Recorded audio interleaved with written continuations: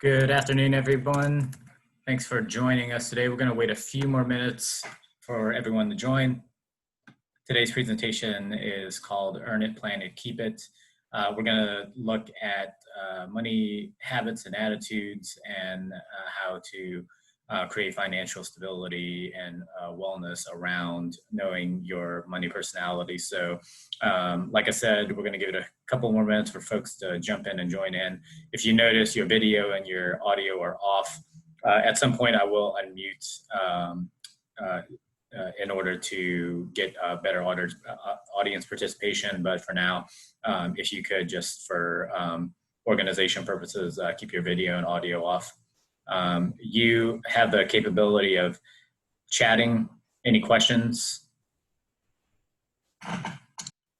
And I'm going to send a test chat.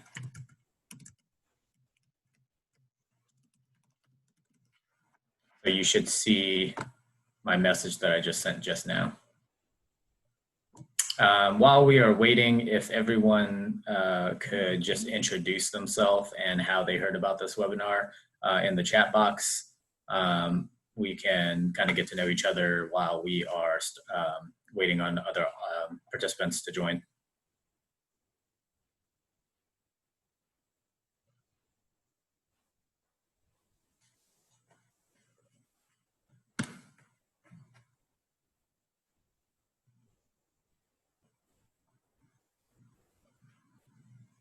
Hi, Shelly, how are you?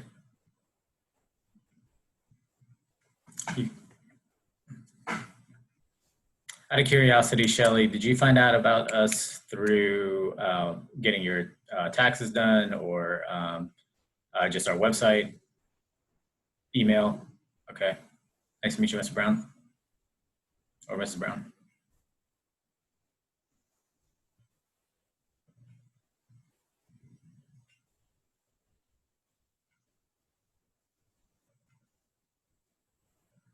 All right, perfect. All right, looks like email is a popular communication avenue for us. All right, without further ado, I'm going to go ahead and start our presentation. If anyone joins in new, I may do a short transition to welcome anyone who joins in last minute. But let me start by introducing myself. My name is Mark. I am the program associate under the Financial Capability Department. Essentially, I help manage the financial planners who volunteer with our organization and our financial coaching program. In a nutshell, we help the Financial Capability Department helps create capacity for financial wellness. So when it's not a pandemic, my responsibilities typically revolve around teaching financial education classes and workshops in person, or providing direct service by tabling a resource fair. But today, I'm going to share my screen and we are going to go over a presentation that helps you identify what your money personality is, because the idea is if you know your attitudes, your habits, and your values around money, it'll help you control the direction you want to take your finances. So a little bit about Cash Campaign of Maryland. CASH stands for Creating Assets, Savings, and Hope.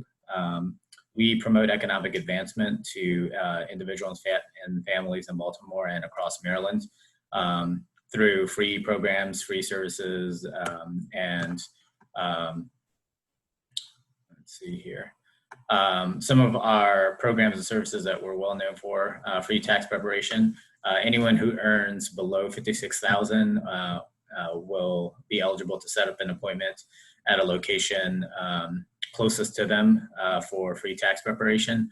All of our VITA sites are government regulated, so each one of our tax preparers are well trained and audited, as well as regulated at a national level. So when you go to get your taxes done, it's the same speed as if you were to go to H&R Block, with the same quality of tax preparation as if you were to get it done by a professional accountant.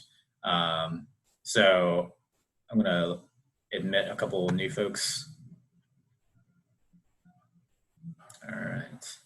Welcome to everybody welcome to everyone who just joined.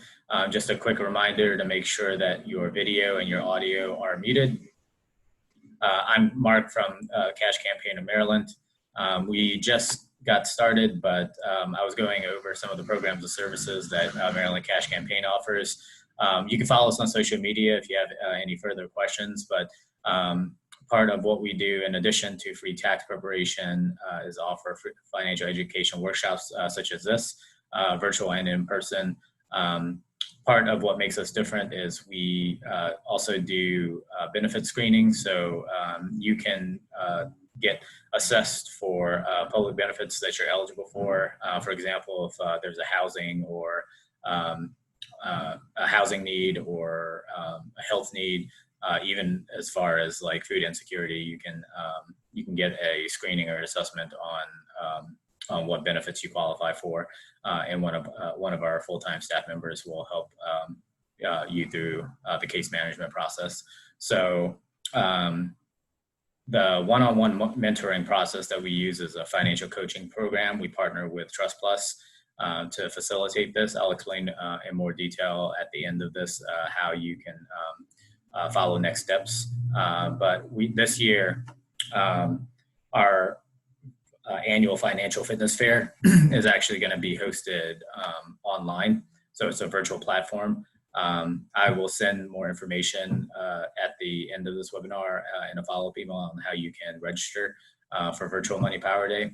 But we cover every financial topic under the spectrum, from savings to investments to retirement to estate planning to tax preparation and home ownership. So Money Power Day is a really great opportunity for you to have a panel of speakers and breakout sessions with individual presenters who cover a gamut of financial topics for everyone in need. So welcome to anybody that just joined. We are just starting. Those are our programs and services. Today, we're going to learn a few things, your money personality and decision-making, how the two relate to one another, what a smart financial goal-setting process looks like. We'll review spending plans and how avoiding financial leaks help to engage your spending plan and create a more vibrant budget.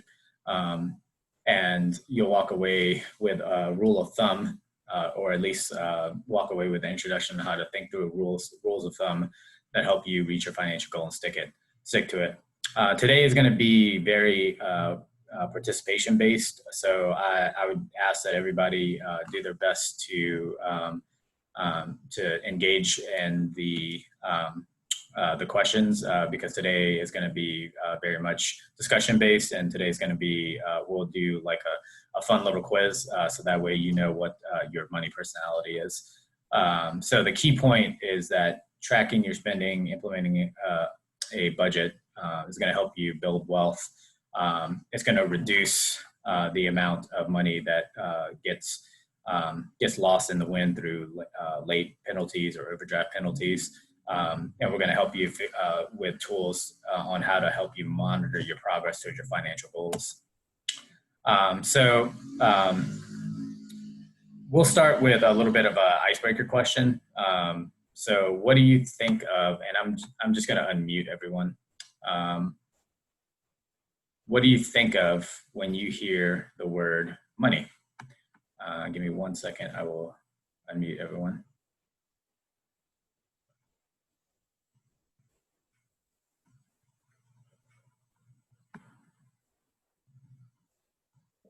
All right, so when you think of the word money, what comes to mind? Wealth. Wealth, okay. Anyone else? Vacation. Vacation, all right. What vacation do you have in mind? Right now, probably nowhere. Okay. What else do you think of when you hear the word money? I need more of it. All right.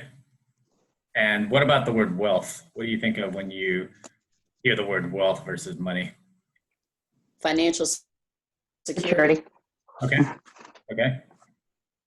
What mental images come to mind when you think of the word wealth?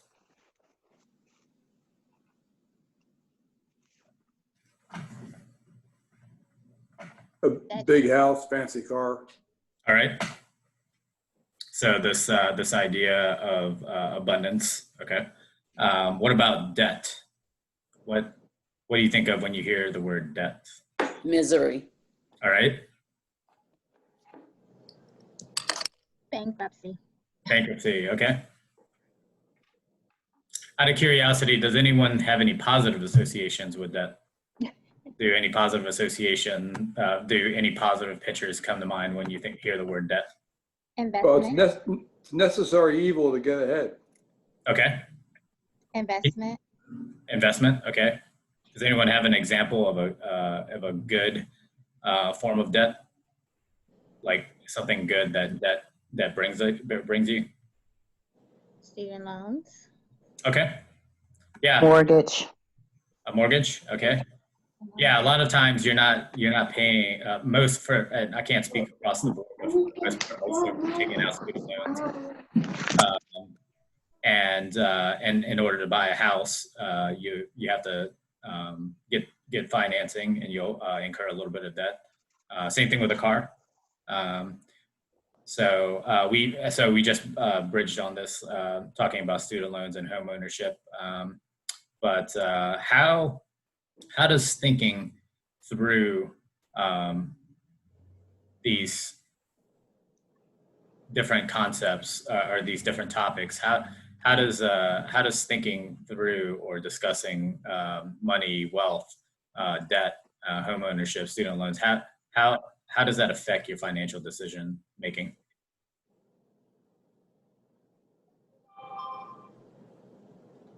Well, the more you understand, maybe the fewer mistakes you'll make. Yeah. I find that for me, honestly, just having someone to bounce my feelings about money, my feelings about financial decisions, or even having someone to discuss my current circumstances without judgment, that adds a ton of value. So I participate in free weekly financial coaching myself, even though I work in the industry, even though I've gotten my Series 6 and insurance licenses in the past. I have a financial coach because a lot of times what I value in having these conversations out loud with another person is the ability to sharpen myself as iron sharpens iron. So let's move on. So today we're going to talk about money habitudes. Can I get a volunteer in the audience to read the first two paragraphs?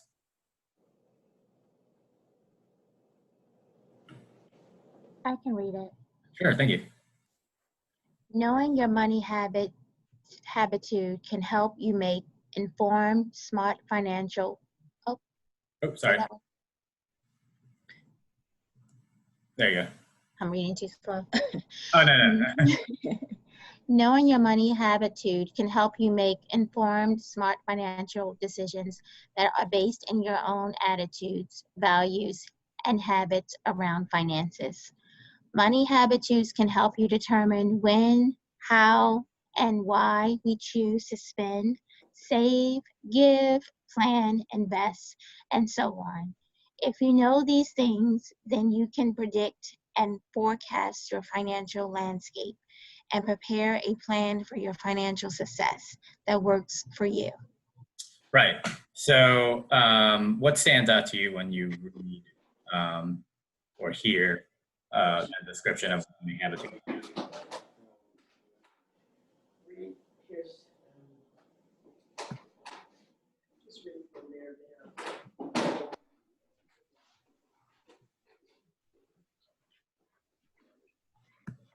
All right, so we're going to go to the chat section. So I'll ask a question, and you guys can chat in the chat box. But essentially, what comes to mind when I think about money habitudes is what, as a child, I would grow up with my parents having a tradition on Friday nights. Essentially, we would always do takeout on Friday nights and Blockbuster. Not sure if any of you guys know or are familiar with what Blockbuster is, but Yes, I am. back in the day, you would Yes. you wouldn't stream live through Amazon Prime. You would essentially you would go to a movie store and get either a VHS or a DVD, and you'd get like 5 or 6, and you'd watch it all night. Friday. I'm not sure how you guys did this, but this is the way that my family did it. Was Friday night, and pretty much all day Saturday, we would just go through all 6 DVDs. And it was a way on payday for our family to reward one another. So when I grew up, that became part of my attitude. That became part of my values. That became part of my habits. So it's important to think about what foundation has been set as you think about what determines when, how, and why you choose to spend, save, give, plan, or invest your money.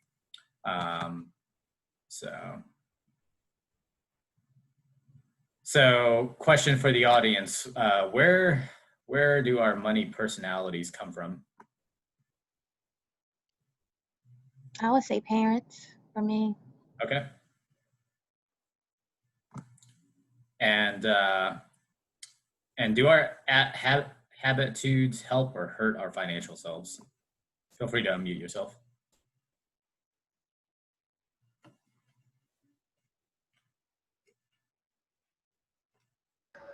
They can hurt or help. It depends on how you manage your habits when it comes to your finances. Yeah, absolutely. I 100% agree with that.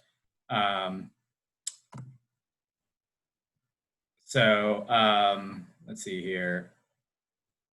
Let's move on to another question. So we're going to go through an activity, and what I'm going to do is I'm going to list a specific question, and what I'm going to do a poll, and what I want you to do is when I ask the question,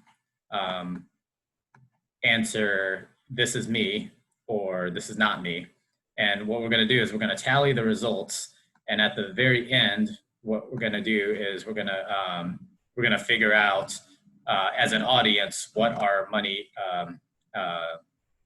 habitude is. So you'll fall into one of 4 categories. You'll either be will either be a flash money personality, a fame personality, a focus personality, or a free spirit personality. So the first question is, and you should see a selection option in the poll. When I go shopping, I always buy something. So the question is, when I go shopping, I always buy something. So I'm going to stop my share. Let me see. And I will launch the poll. Let me allow some new participants in. All right, so when I go shopping, I always buy something. The poll is being launched now. So answer, "this is me" or "this is not me." When you go shopping, you always buy something. All right. 66% of us so far are saying "this is not me." Okay. Waiting on 3 more folks to vote.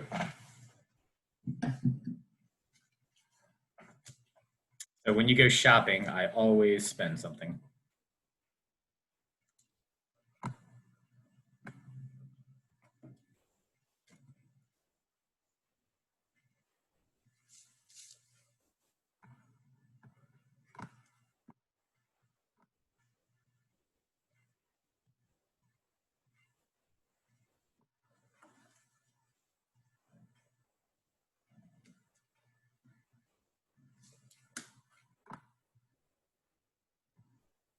All right, so the next question is, I clearly understand the difference between what I need and what I want. I clearly understand the difference between what I need and what I want. So I'm going to relaunch the poll and select yes or no, this is me or this is not me. I clearly understand the difference between what I need and what I want. All right, most of us say that this is them.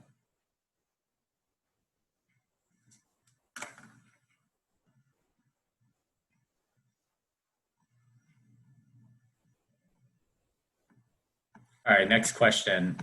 I go shopping when I am feeling upset, bored, or happy. I go shopping when I feel upset, bored, or unhappy, or happy.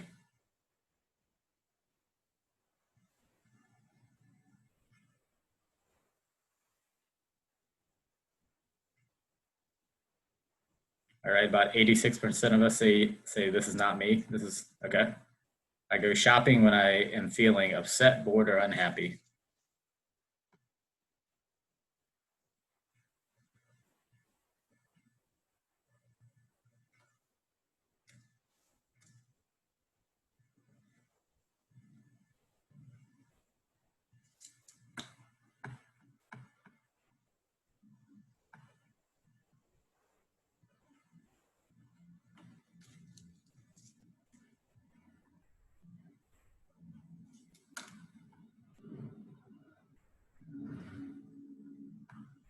All right, next question is, I don't worry about money because I believe it will all work out on its own.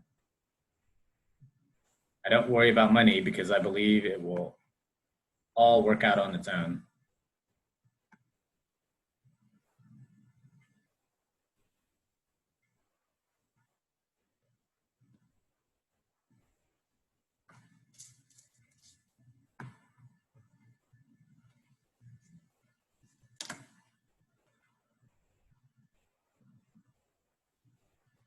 All right, next question.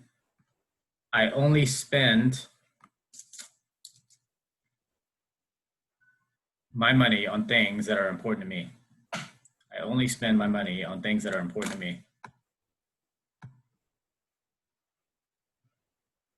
I only spend my money on things that are important to me.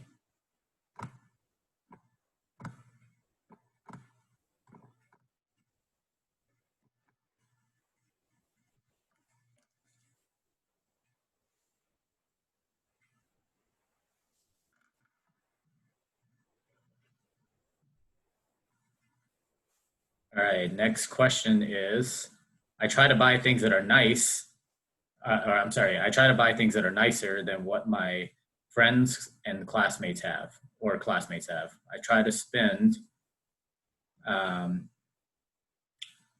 I try to buy things that are nicer than what my friends or classmates have.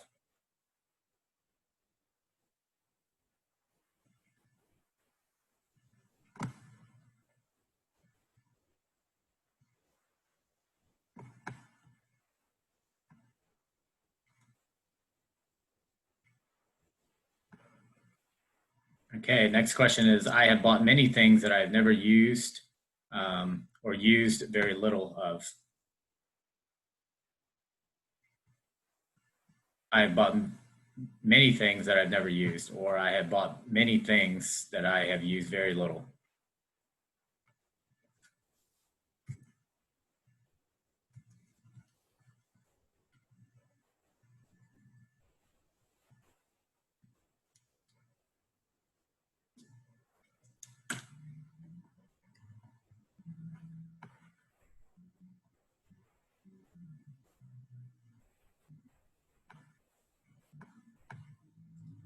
All right, next question is, I usually compare quality and price before making an expensive purchase. I usually compare quality and price before making an expensive purchase.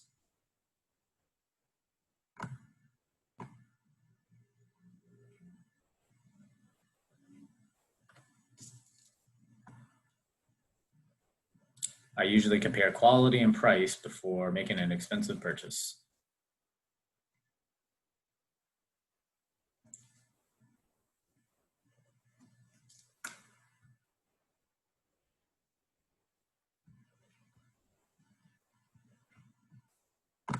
All right, answer if this is you or not. Life is unpredictable, so I don't spend much time planning for the future. Is this you or not?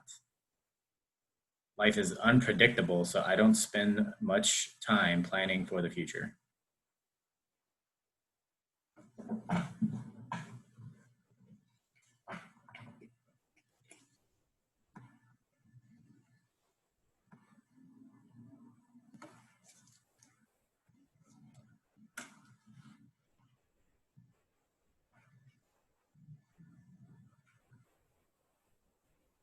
Okay, the next question is, I will pay more for an item with a name brand that others will recognize. I will pay more for an item with a name brand that others will recognize.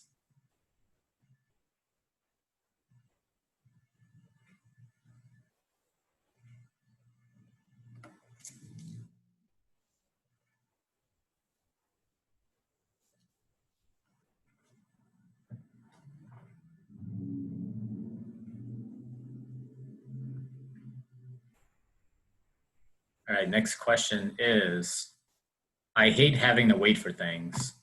So if there is something that I want, I will usually just buy it, even if I don't really have the money for it. Ooh, that's a good question.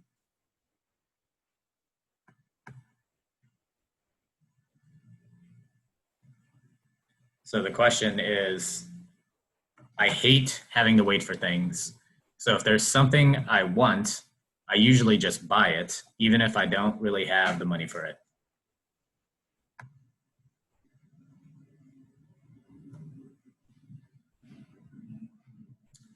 And just a disclaimer, all of your questions or all of the answers to your questions are anonymous.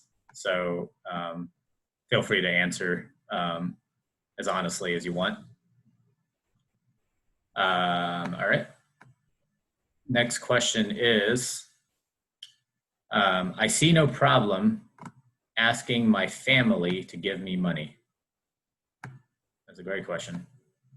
I see no problem with asking my family to give me money.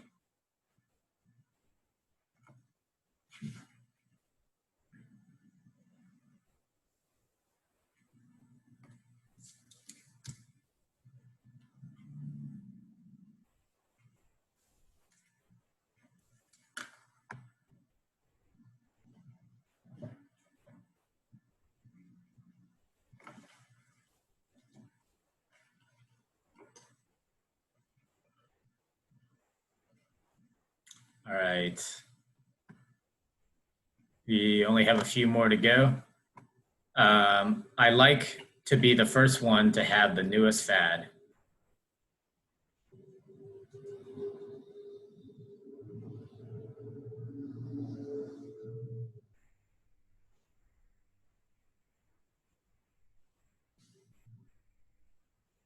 All right.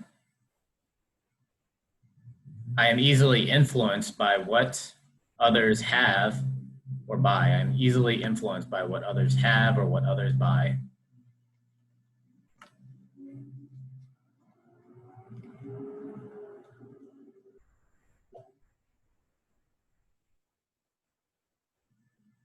All right.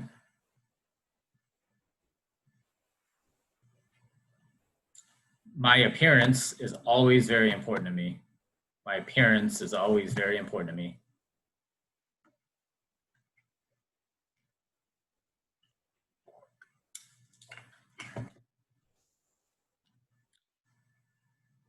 My appearance is always very important to me.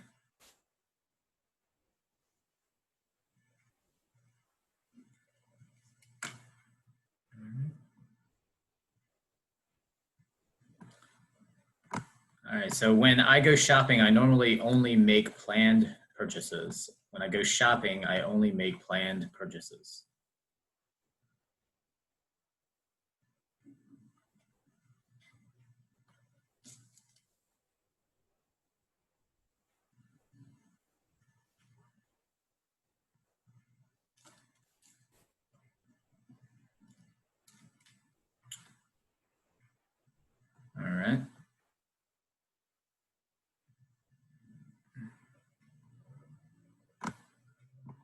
So 4 more questions. I generally have no idea how much money I have because I don't keep track of it.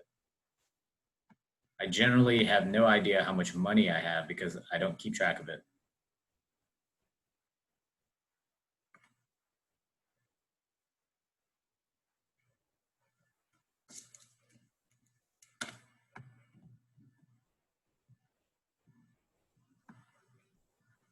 All right, so when I'm out having a good time with friends, I'm willing to pay for more than my share of expenses. So when I am out having a good time with my friends, I am willing to pay more than my share of expenses.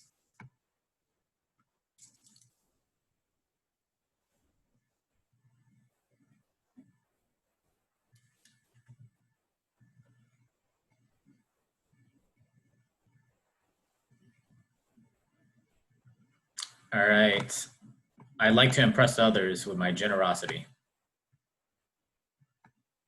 Like to impress others with my generosity.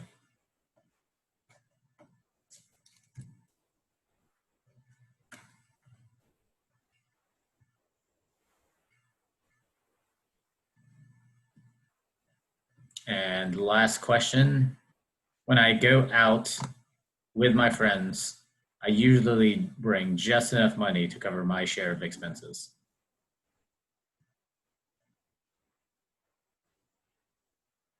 When I go out with my friends, I usually bring just enough money to cover my expenses.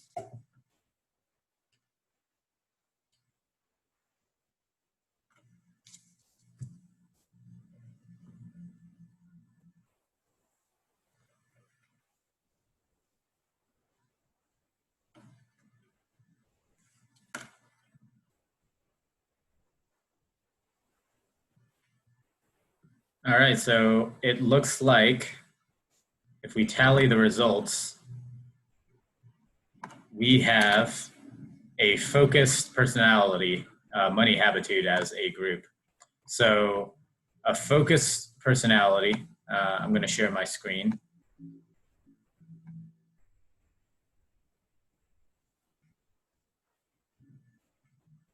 But in a nutshell, some first impressions.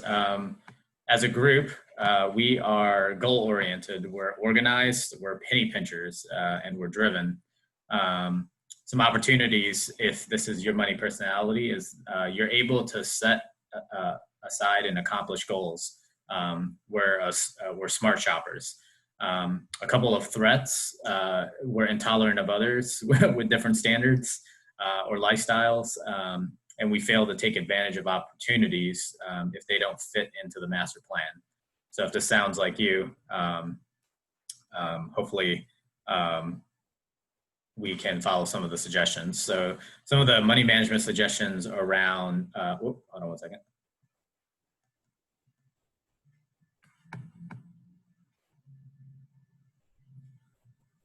So some of the money management suggestions around a focused personality is learn to balance using money to achieve goals with relaxing and enjoying life. So make sure to take some risks by stepping out of the comfort zone and remember to designate some money to get involved in charitable giving. So let's see here. I'm going to unmute the audience, and I'd like to kind of get an idea of what you learned.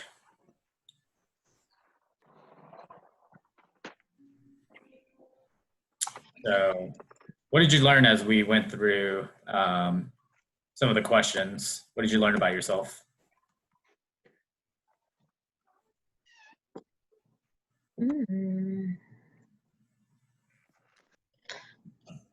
That I don't, for the focus, it says I don't take advantage of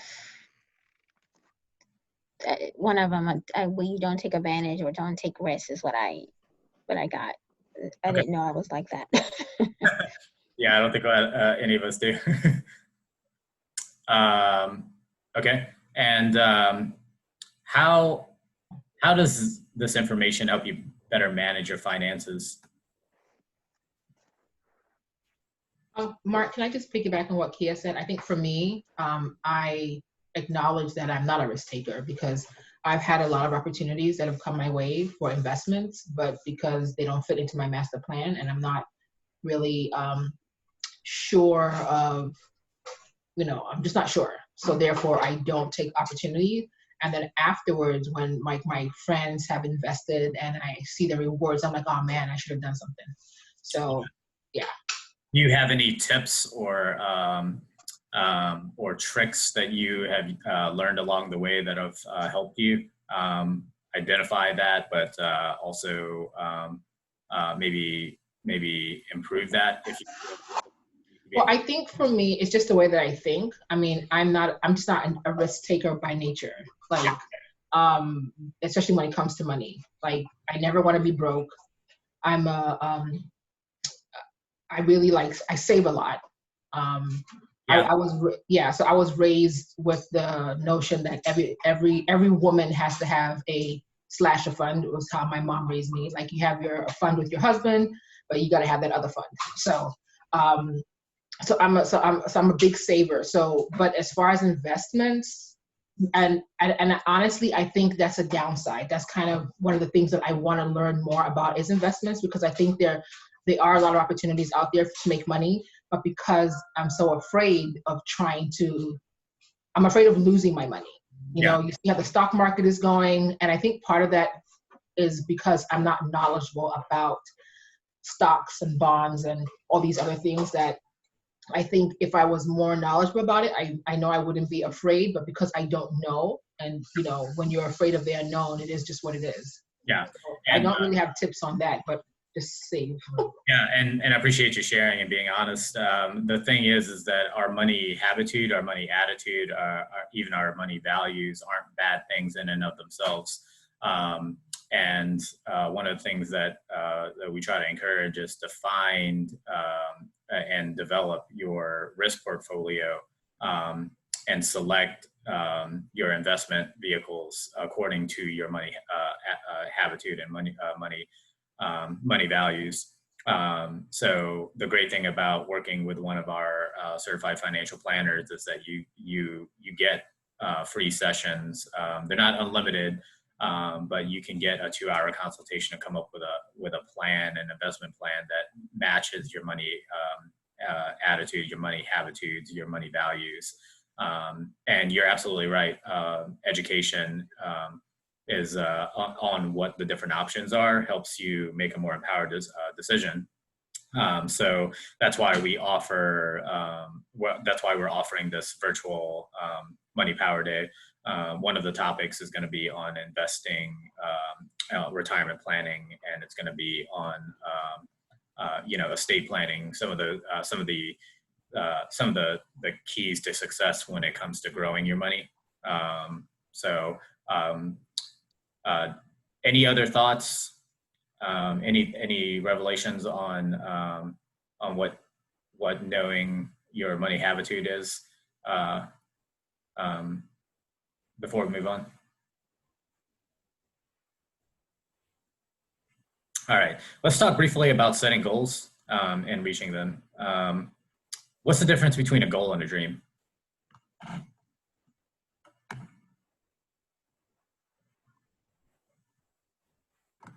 I thought with the goals you work towards, dreams, it's a fantasy, it's not reality. Goals are reality. Any other thoughts? What's the difference between a goal and a dream? I think goals are something that you set and you start to work towards them. I think a lot of us dream big, so you can have. I like to tell people to have big, bodacious dreams, and I think part of from your dreams is where your goals come from. So with goals, you have to have SMART goals. So you're setting. You're literally putting time into setting them up. So like, am I going to do this in 6 months, 3 months, 3 weeks, whatever? Like it's set. Okay. With dreams, you're just dreaming. It's just anywhere. Gotcha. So what are some of the things that you need to know if you're setting a financial goal for yourself?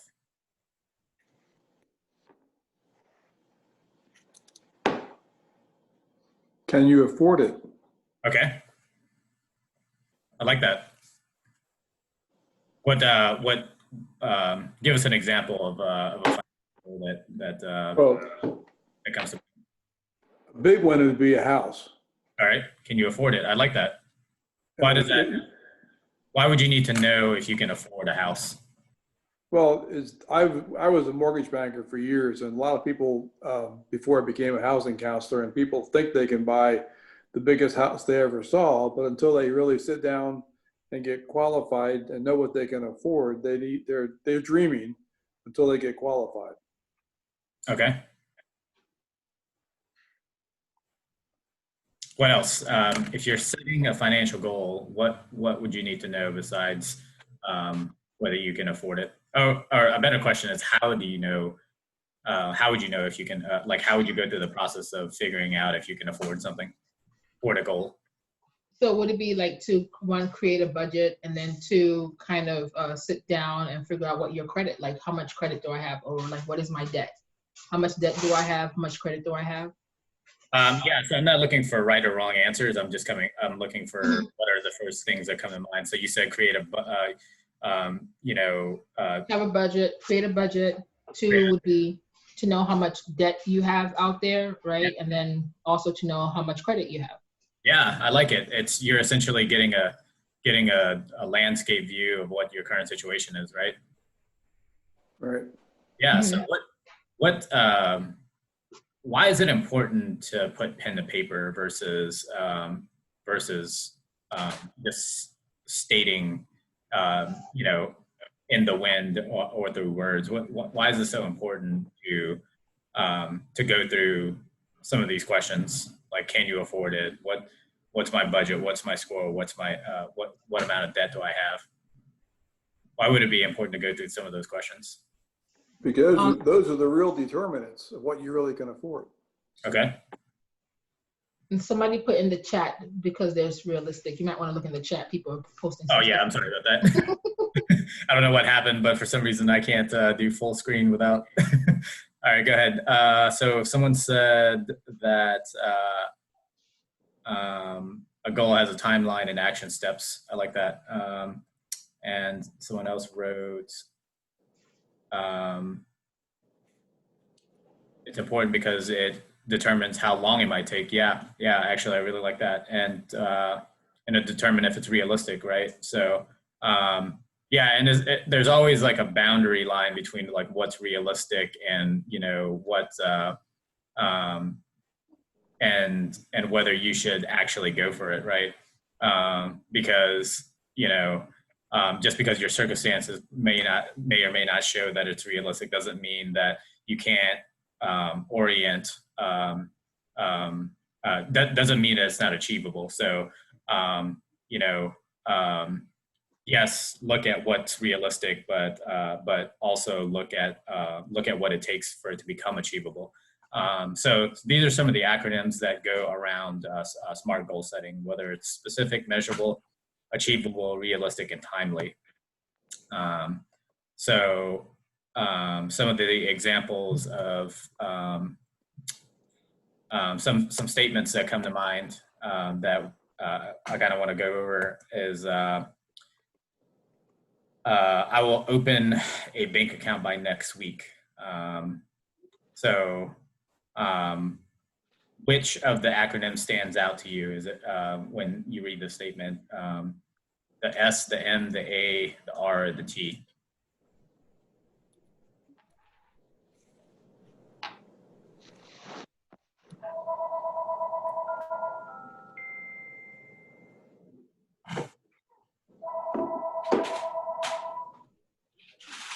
Mark, can you repeat the question again, the last part?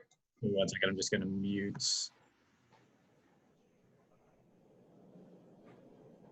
All right, so feel free to unmute yourself if you want to ask a question. The question that I just asked was, reading this statement, I will open a bank account by next week. Which of the letters stands out to you? Is it when you look at this, do you see something that's specific? Do you see something that's measurable? Do you see something that's achievable, realistic, or timely? And it can be more than one, but like which of the acronyms stands out to you when you look at this goal? It's specific and achievable. So And it's it's It's attainable. Yeah. attainable. Okay. Yeah. So it's actually all of them. Okay. And what about number 2? I will save $1,500 for a deposit on an apartment by September 1st. What stands out to you in this statement versus the first statement? That it's realistic. Okay.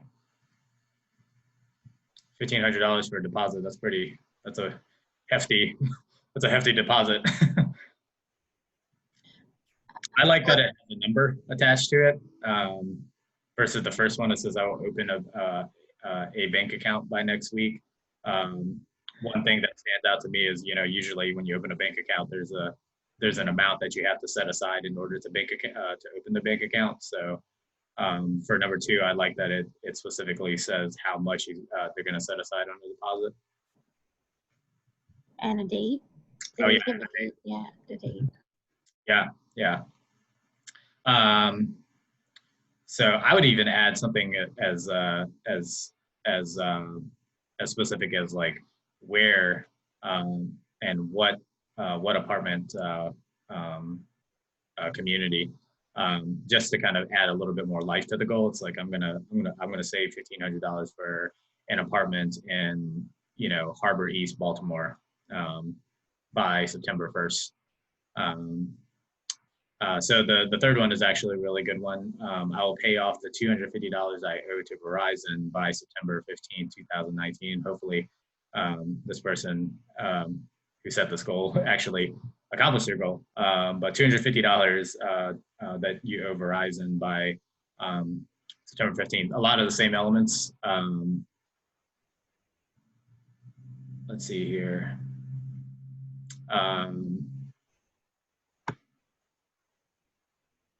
Okay, let's talk about some of the other goals, some of these other statements. Why, or a good question to start off with is, what stands out to you when you read this statement? I will spend less money. Would you say that that's a SMART goal?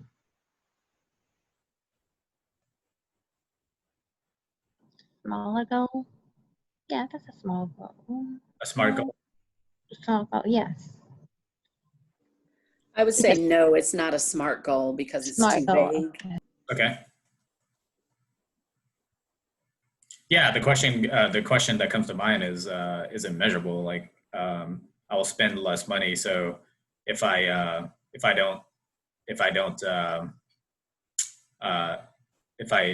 you could technically spend less money by not spending $1 a day, right? But the question is it specific? Is it measurable? It's definitely achievable. It's definitely realistic because everybody can spend less money. But the question that comes to mind is, how much money? Why are you spending less money? And are you going to spend less money today, or are you going to spend less money throughout the year? So let's go through another exercise. Think of a financial goal for yourself, and what steps that you would need to take to reach that goal. So let's pick a goal, and let's figure out let's do like just a group exercise. I'm gonna start by picking the goal, and then we can go through. Let's say the goal was going to be I would like to have $2,000 a week coming in as a retirement paycheck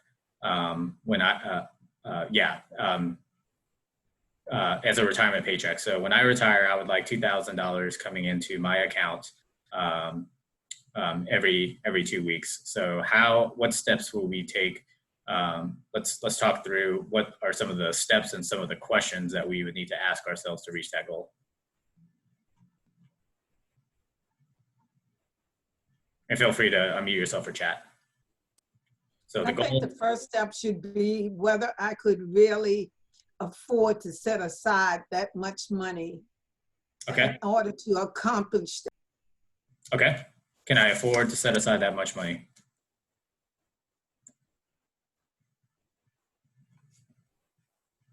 Let's build off of that.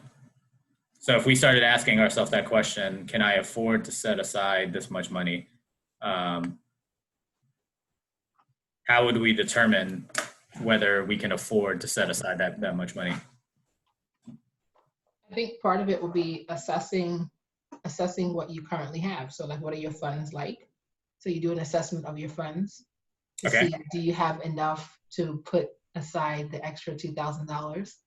I Okay. think 2 would be, if I don't have enough to put the extra money aside, then how will I make that extra income? Am I going to get a part-time job? And what does that part-time job look like? Okay. All right, so let's go through those questions. How do you figure out what your current funds are? Well, part of that would be assessing your budget. Like, so how much money do I have coming in? So if I have, I don't know, if I make $5,000 a month, and out of that $5,000 a month, my expenses are $3,500 or $4,000, and that means and after that's everything. So I'm only able to have $1,000. Then clearly I can't meet that $2,000 goal that I'm trying to meet, right? So Yeah. I need to be able to make up that difference of $1,000. Yeah. So then that's where finding a part-time job comes in. And if Right. I'm getting a part-time job, what does that part-time job look like to me? Do I want to spend a lot of time working on another job? So the answer is no. Okay. So then I find a job that's most likely paying a good amount of money. So maybe instead of finding a job that's paying, I don't know, $15 an hour, I try to assess my skill set, what I'm bringing to the table, and I look for a job that's going to pay me at least $25 to $30 an hour. So that way I don't have to spend that much time working on the weekends or in the evenings. So I think there are a lot of ways to look at it. Yeah, absolutely. I'm not saying somebody else could say $15 for a part-time job. I know I'm going to work maybe, I don't know, 3 evenings a week and maybe some weekends. Then at the end of the month, so we're looking at it monthly. I'm trying to bring in an extra $2,000 a month. No, an extra $1,000 a month. So that's $250 a week. So how do you make that $250 after taxes? So how do you break that down? So again, what kind of job are you going to do, and how much money are you making for that job? I like it. So I think what we did as we unpacked everything was, we uncovered some time frames. We went from asking whether it was realistic to diving through questions to make it achievable. And we started asking the hard questions, like, how do we measure this? Like, how do we get to that 2,000 per month, like based off where we're at. So how else can we make this goal achievable? I want to have $2,000 coming out of my as a retirement check every 2 weeks when I retire. What are some other questions that come to mind as we work through this process? So one question was, how can I afford to set aside this much money? What are some other questions that come to mind if our goal is to get $2,000 coming into our bank account at retirement? Looking at where you're going to put the money, like how you're going to save it. What vehicle are you going to choose to save the money? I like that. Okay. So how would we go through that process of discovering options? Most likely doing research, or maybe talking to someone else who has that type of knowledge, so that way you can work through your options. Okay. You could also look at your job in terms of the profit sharing or the 403 or the 401 plan that they have, and see how much they match. And then you could, after checking that out, you could then go to other banks and see what they are offering in terms of an RA to accommodate you reaching that goal and what it would take to really get to $2,000 a month. I like it. I like it. And the one question, I think we're doing a really great job. The one question that stands to mind, that comes to mind, is after you do the research, after you reach out to your contacts, once you see what's already currently available and you make it measurable, achievable, realistic, the question comes to mind is if we've done the due diligence to figure out how to make this a SMART goal, to ask yourself whether this is a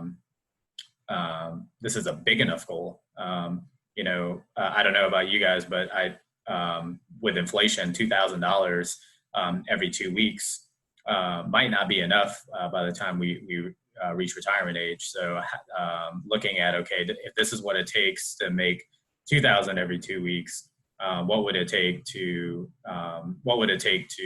make it 3,000 or 4,000 every 2 weeks at retirement? And what you'll find when you're working with a financial planner or a financial coach, or even in doing your own research, is that it doesn't always have to be earned income. Sometimes it can be passive income, which brings up more and more conversation. But one thing that we want to look at, in addition to earning it and planning it, is how to keep it. Because there are tons of different ways to get creative with earning it. And it looks like with the money personality that we have as a group, being a focus group, we definitely know how to plan it. The question that a lot of folks forget to keep in mind is, how do you keep it? So we're going to go, so we know ourselves, we have our goals. The question is now what? We talked a little bit about where do we find this money, but we're going to talk a little bit more about reaching our goals using a tool called the spending plan. The term budget and spending plan is pretty interchangeable, but the idea is, what's coming in, what's coming out, what's happening in between. Does anyone know what this strange device is here?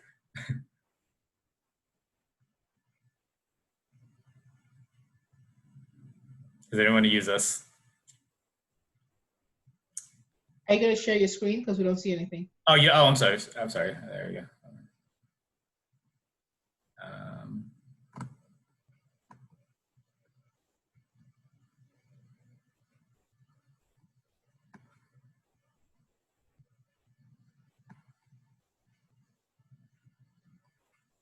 All right.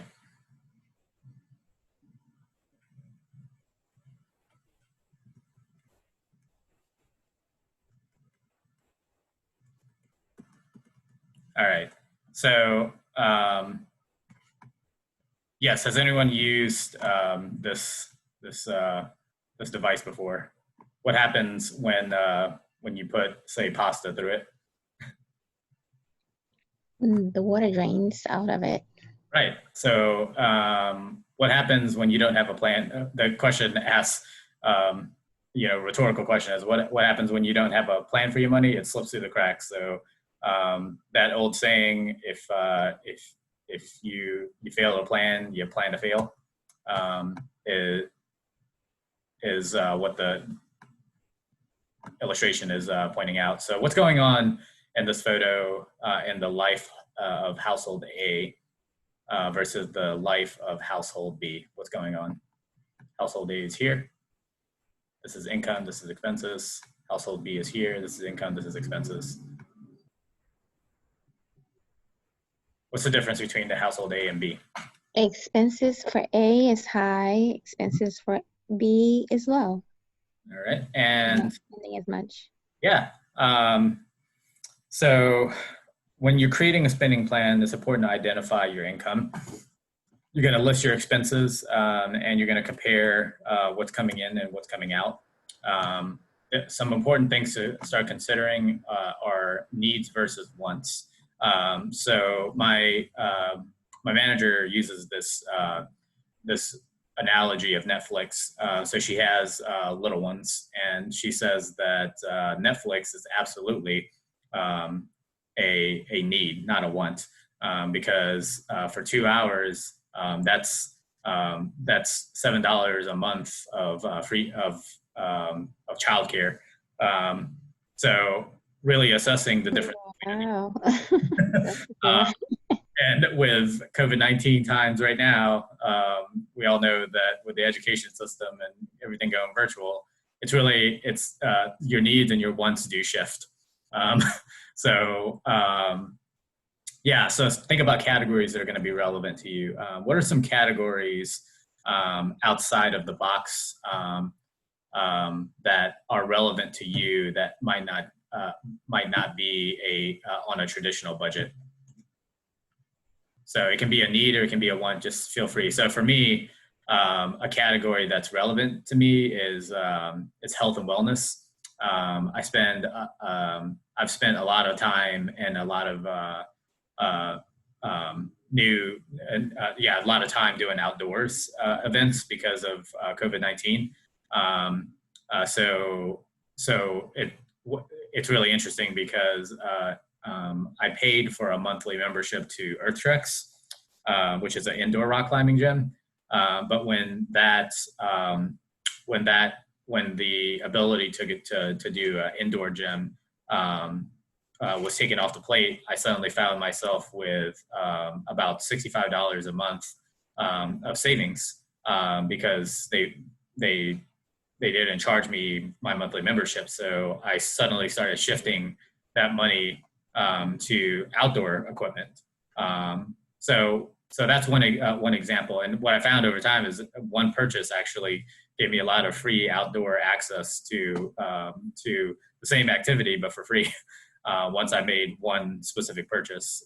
So what are some categories in your spending plan that are relevant to you, but maybe but like a lot of times we talk about like necessary expenses, but I kind of want to break outside of the box, but and start thinking about what are some needs or wants that are relevant to you.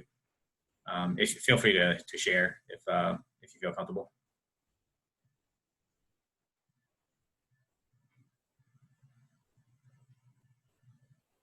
So one thing this pandemic has taught me is, so I need coffee. Yes. It's not a want, it's a need. Yes. And, in the morning, you're leaving your house, you're going out to, I like Panera. Once in a while, I'll stop by Starbucks, but still after a while, it adds up.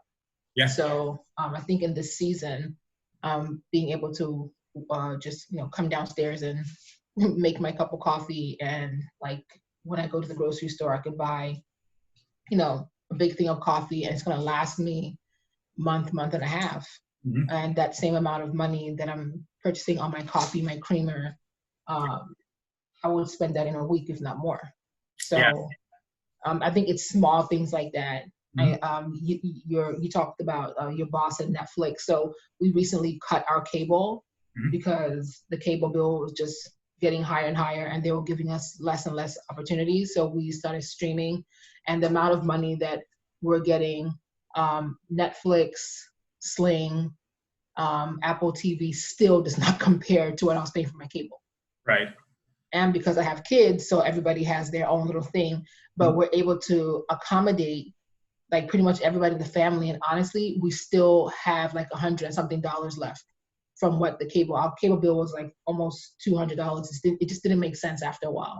It just really didn't make sense. Right. And I think because we're so busy, kids are going to school, my husband and I are working, like we would talk about it, but we never really sat down and did it. So in this pandemic, we were really able to sit down and say, this does not make sense. Right. And so, and what comes to mind to me, and I don't know about you and the audience, but what comes to mind immediately is how much money I found in my account now that I don't have the option of eating out every weekend. Yes. So Absolutely. I live in Baltimore, and what do you do in Baltimore? Like, you go to the expensive restaurants. Exactly. Yeah. Can't go. So, I suddenly start seeing this magical like number increase in my account. Yeah. That is very true. And then like for me with kids, like the kids always, everybody has their own, I want this and I want this, and now they can't. Like we're not going anywhere. Like there's no more Fridays going out to eat. Like we're not, because it's just not happening. Right. So I think also not spending that extra money on the weekends and stuff like that has also allowed us to look into our accounts and be like, oh my gosh, we have this extra money. Like I know at first, the first couple of months, I was like, did I forget to pay a bill? And then I was like, oh no, we're not going anywhere. Yeah, exactly. Yeah. So I want to talk a little, or transition a little bit into budgeting tools, online, paper-based, and envelopes. We all know, what are some examples of some online budgeting tools that you guys have used in the audience? Has anyone used the online budgeting tool that they can share an example of? Unfortunately, I have not. Okay. One example would be Bank of America does actually a really good job at utilizing an online budgeting tool. A lot of times your bank will have like nice, beautiful graphs that show you what categories your money is going into and out of. Paper-based budgeting tools. These are, this is your classic like spreadsheet on paper, what's coming in, what's coming out, like an actual accounting ledger. What I wanted to go through was the envelope system.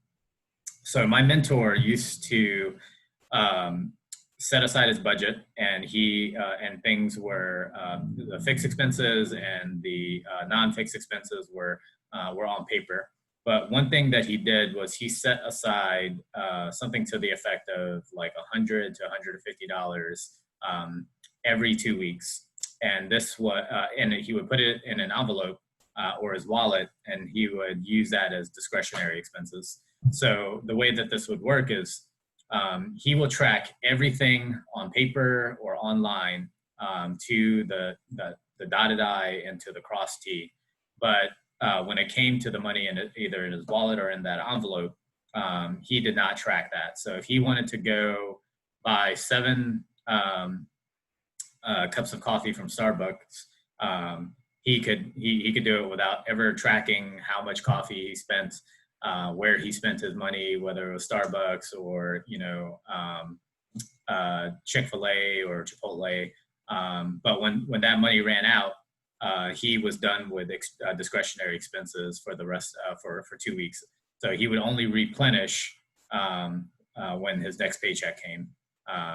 So I wanted to talk about the envelope system because that's a system that I use today, and it's actually really, really effective. It tells me it allows me to say yes to certain invitations, and it allows me to say no to other invitations. So the point of this is to ask yourself, where does your money come from? Whether you're working, today it's called the gig economy.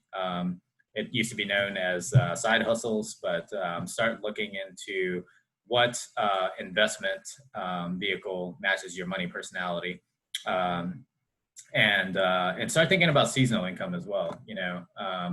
Tax refunds. My manager uses this analogy of coat pocket money, and the way it works is you reach into your we're approaching the fall season and the winter season in a couple of months, and the way that coat money pocket works is you reach into your pocket on a cold winter day and you find a $20 bill, and what comes when you find that $20 bill, what do you do? Do you set it aside and put it into a savings account?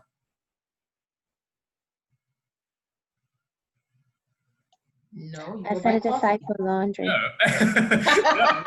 It's free money. You look at it, you're like, oh man, $20. I just found $20. Like, I'm going to Starbucks. I'm gonna I'm gonna splurge. I'm gonna go to Chipotle, and I don't have to cook today. Like, yeah, it's like it's free money, but the reality is that that money probably came from where? Hard work somewhere. Maybe we Yeah, can ask down it. your paycheck. Yeah. So it feels like free money, right? So, and it feels like something you shouldn't track. And I'm not saying that you should track it, but like think about the way the mentality works. So your tax refund, when you start thinking about like planning your tax refund, it feels like it feels like free money, but the reality is that you actually earned that money. It's just the amount of money that was set aside as you earned your income. So it's important for you to understand where your money is coming from, but also that that there's a place and a purpose that you can assign to working money, active money versus passive income. So You know, Mark, I've never felt like my taxes was free money. right. I've never felt that way because I know it's my money. They just took it. Right. And Right. they give it back to me if I'm lucky. No, I definitely, and I feel the same way. I think my point mostly was looking at, where is your money coming from? Yeah. No, but some people do think it's free money, though. I think you brought up a good point because some people do think it's free money, but they don't realize like it's actually your money. Yeah. So I'm going to go through a little bit about some of the basics that you want to keep in mind when you're putting together your spending plan. Take a look at your common expenses and ask yourself what else. You list as many of your common expenses as possible on paper, and then go through the exercise of asking what else. So it's kind of it's a lot of coaches will do this exercise when it comes to your goals, like your life goals, and life coaches will go through and they'll say, okay, what is it that you want to accomplish this year? And they'll say list as many things as possible, and then when you get to the end, they'll ask this question, what else? And it's such a powerful question because what ends up happening is you have a list of 10 and you think, oh man, how could I possibly come up with any more on my list? And if you go through the exercise with a coach, you'll find that a lot of times they're able to list as many as 10 to 15 more goals. So it's the same thing with your expenses. There might be expenses that you haven't thought about or haven't planned for, where you can retain, earn, plan, and keep more income. So some other things to consider in your spending plan. We discussed this before, but take a look at what your fixed expenses and variable expenses are, and start getting creative. So in that realm of do this and do that lies the margin of creativity, because not all income and not all expenses are created equally. You may have a fixed expense for childcare, but how can you get creative with your income? A lot of folks have gone into like group childcare. So you start to create a community where you share childcare expenses through shared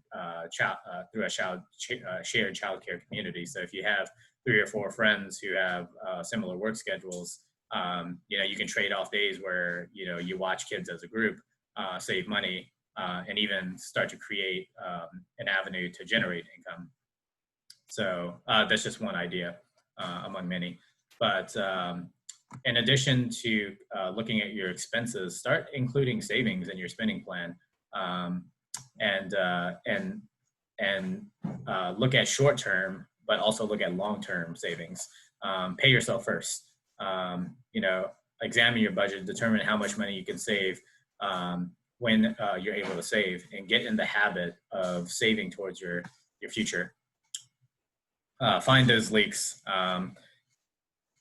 If you're tracking your spending, it's going to help you identify where your money is leaking, and budgeting is going to help you plug it. Some common expenses have been those overdraft fees. Take a look at your bank statement and ask yourself whether or not you can change the type the type of account that you have and stop the transactions from coming in if the money isn't there. Because a lot of times banks have a 2 to 3 day lag in what your current balance is. So you may look at your account. This is why most folks used to balance their checkbook, is because in this day and age, we're used to looking on our phone app, seeing, okay, I have X amount of dollars in the bank. I should be able to make this purchase. But what you're not seeing maybe is this auto payment that you forgot about, or maybe the payment date is on a 28-day billing cycle, and you think to yourself it's not due for another few days, but it was because of the 28-day billing cycle, it's actually due earlier. But because it's on a auto payment, it's not going to show as automatically drafted for another few days. So you end up getting this $35 overdraft fee. And maybe you don't just get one overdraft fee, you get 3 because you made 3 purchases in the same day. Let me look at the chat box. All right, so I'm gonna go ahead and go through this, but just take a look at spending leaks. You know, if you have $30 per week that you're able to save or capture, which is essentially $15 times 2. Throughout the year, you're going to be able to save at least $1,440 per year. And think about what you can do with that savings just by setting aside $30 per week.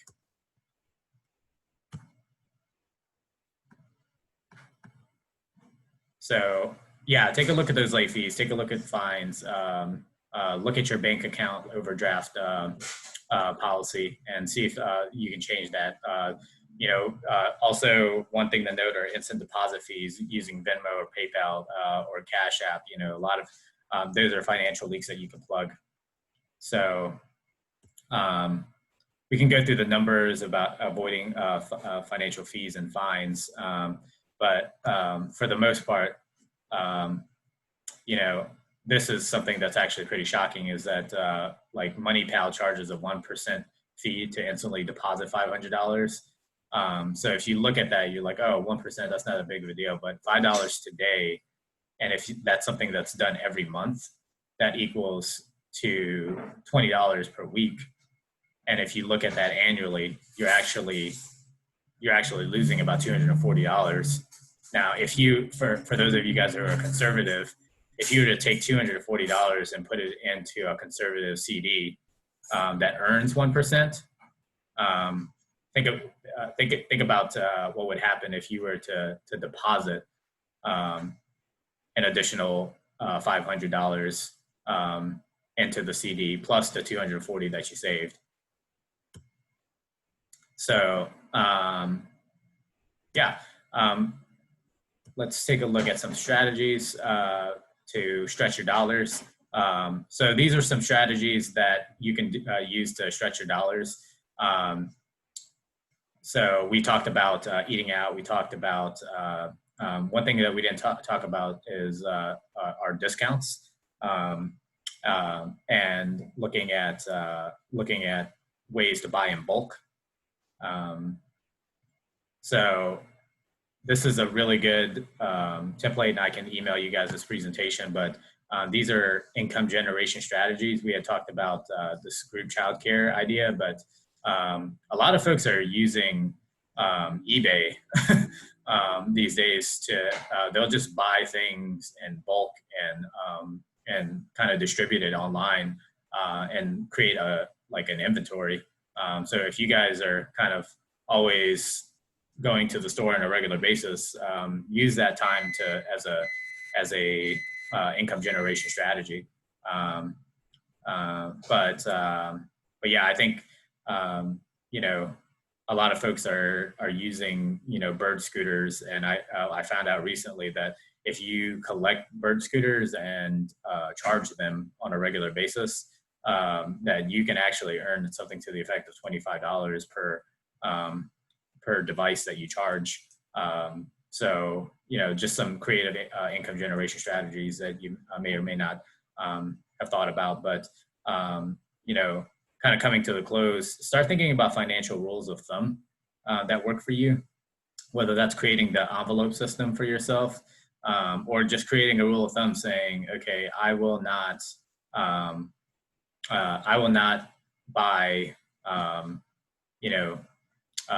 chicken strips from Chick-fil-A on Sundays and Friday, Saturday, and Sundays.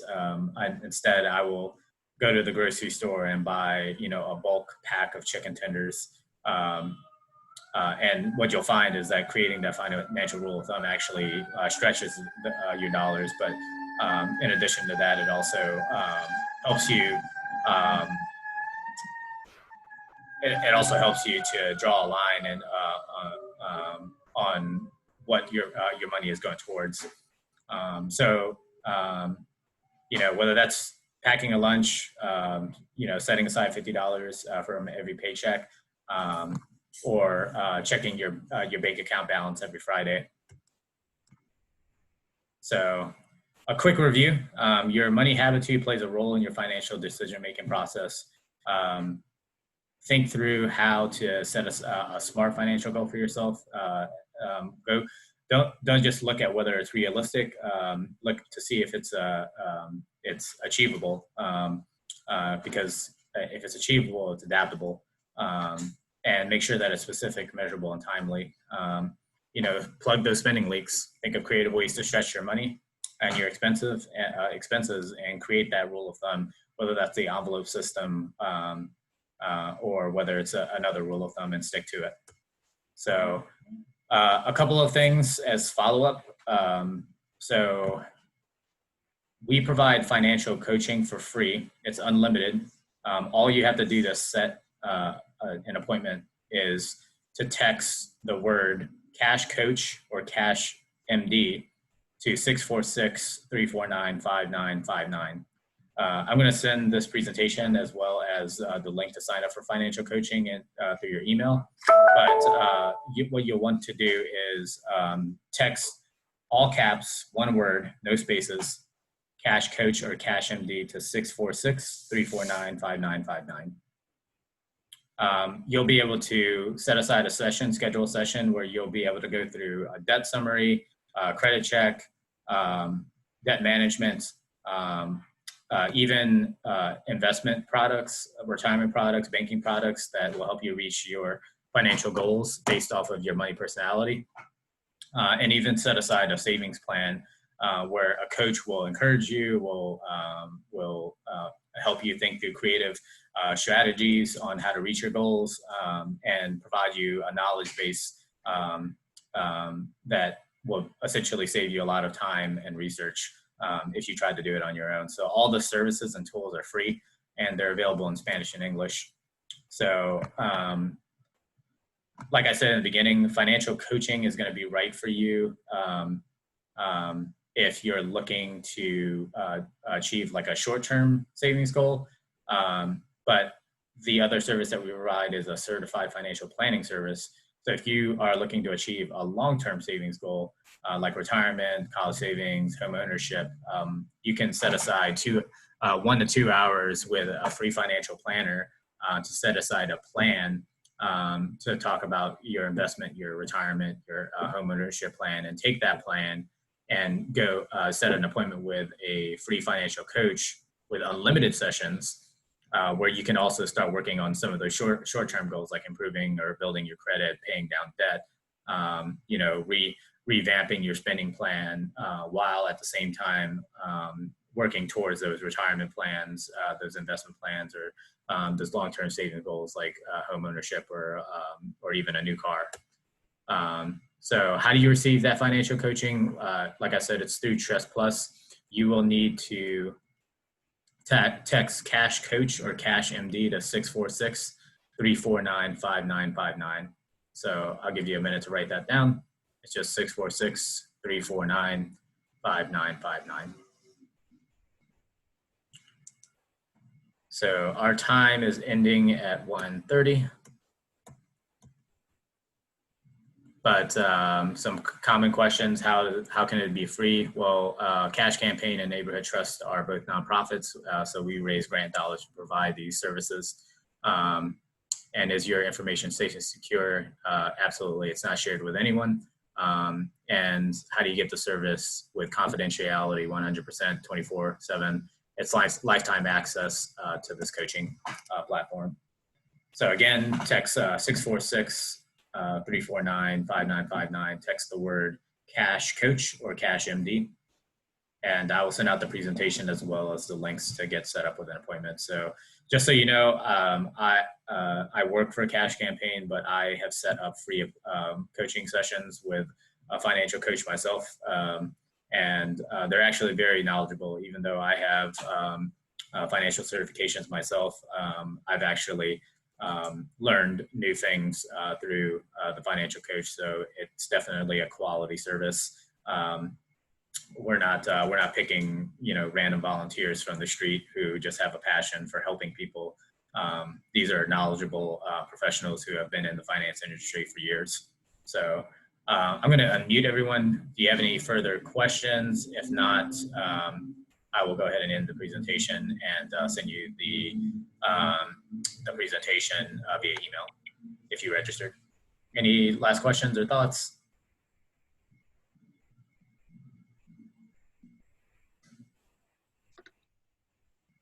All right, without further ado, I will wish you the best of the rest of your Tuesday afternoon, evening. If you have any questions, my email is just mark@cashmd.org. Like I said, I will send this presentation out to anyone that has registered. So have a great day. Thank you so much for your participation, and stay safe out there during the pandemic.